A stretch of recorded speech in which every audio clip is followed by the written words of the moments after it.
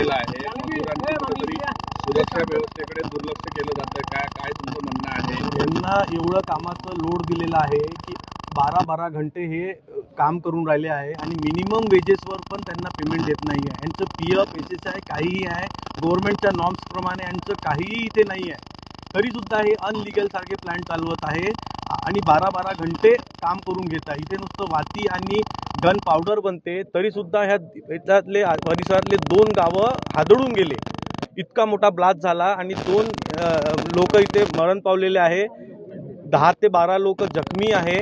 परंतु ह्या कंपनीमध्ये म्हणा किंवा इथे आसपासच्या जो काही कंपनीमध्ये आहे याचप्रमाणे छोटे मोठे ब्लास्ट नेहमीच होत आहे आणि यांच्या कंपनीचा याच्यावर काहीही त्यांनी निर्बंध नाही, कोणाकडे ॲम्ब्युलन्स नाही, कोणाकडे अग्निशामकचं यंत्र नाही आहे आणि शासन याच्याकडे का दुर्लक्ष करत आहे मला समजत नाही आहे। आमच्या या परिसरातले पूर्ण गावं याच्यामुळे घाबरलेले आहे, आमच्या परिसरातल्या गावांमध्ये घरांना तडा बसलेला आहे, इतका मोठा हा ब्लास्ट झालेला आहे।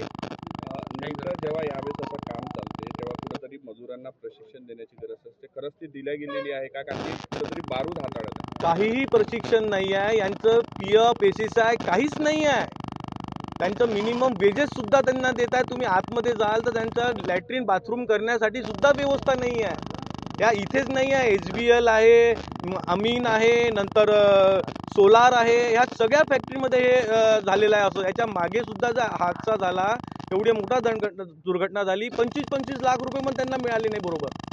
ही आज जी खरी परिस्थिती आहे, नुसतं त्यांना जे बिचारे बेरोजगारी आहे त्यांना मिळत नाही काम म्हणून ते इथे येऊन राहिलेले आहे, म्हणजे 12 घंटे काम करून घेत आहे त्यांच्याकडून कंटिन्यू।